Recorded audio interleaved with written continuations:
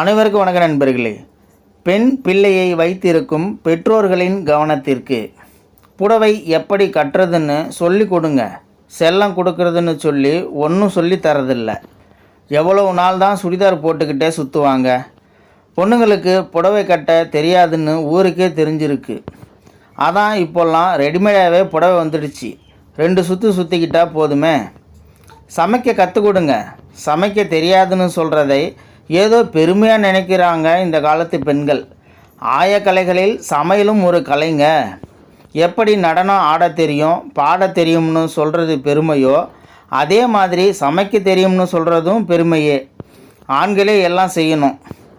நான் அப்படி ஒரு மாப்பிள்ளையை திருமணம் செஞ்சுக்கிறேன்னு பேக்கேஜாக எல்லா தகுதியும் உடைய ஒருவன் வேணும்னு எதிர்பார்க்குறத ஆதரிக்காதீங்க. கஷ்டம்னா என்னன்னு சொல்லி கொடுங்க. பிரச்சனைகள் வந்தால் எப்படி எதிர்கொள்ளணும்னு சொல்லி கொடுங்க. சில வீடுகளில் பெண் குழந்தைகளுக்கு மட்டும் ஓவர் செல்லம் கொடுப்பாங்க. எதுவும் தெரியாமல் வளர்த்துடுவாங்க. அதற்கான பலனை அந்த பெண் பின்னாடி அனுபவிக்கணும். உங்கள் பெண்ணை திருமணம் செய்து கொடுத்தவுடன் உங்கள் கடமை முடியவில்லை. அதற்கு பிறகுதான் உங்கள் ஆதரவு அந்த பெண்ணுக்கு அதிகம் தேவை. அடம்பிடிச்சு காரியம் சாதிக்கிறது, அழுது காரியம் சாதிப்பது முக்கியமாக. பெண் குழந்தையை இப்படி வளர்க்காதீங்க. கல்யாணத்துக்கு பிறகு எல்லாம் பண்ணிக்கோன்னு பெண் பிள்ளைகளுக்கு சமாதானம் சொல்லாதீங்க. அதுக்கு முடியாதுன்னு நேரடியாகவே சொல்லிடலாம். சிறகுகளை உடைக்காதீங்க, பறக்க விடுங்க. கூண்டு கிளிகளாக வளர்க்காதீங்க. பெண் குழந்தைகளுக்கு தவறான ஆணின் பார்வை எப்படி இருக்கும்னு சொல்லி தரும்போது அப்படியே எல்லா ஆண்களும் தவறானவர்கள் இல்லைன்னு சொல்லித்தாங்க. ஆண்களையும் மதிக்க கற்றுத்தாங்க.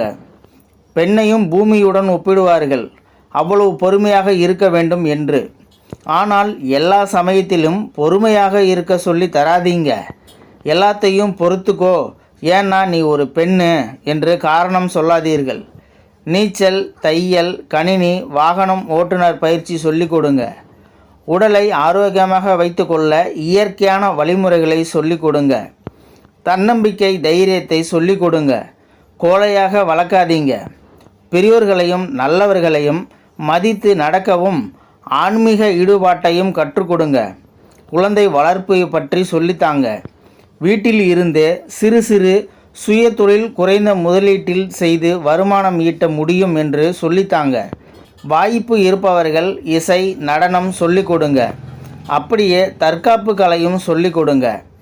அந்த காலத்தில் முரத்தால் புலியவே விரட்டிய வீர தமிழச்சி பரம்பரையாக்கும். இந்த வீடியோ பார்த்துட்டு இருக்கிற நண்பர்களே, இந்த வீடியோ பற்றி உங்களுடைய கருத்துக்களை கீழே இருக்கிற கமெண்ட் செக்ஷனில் மறக்காமல் சொல்லுங்கள்.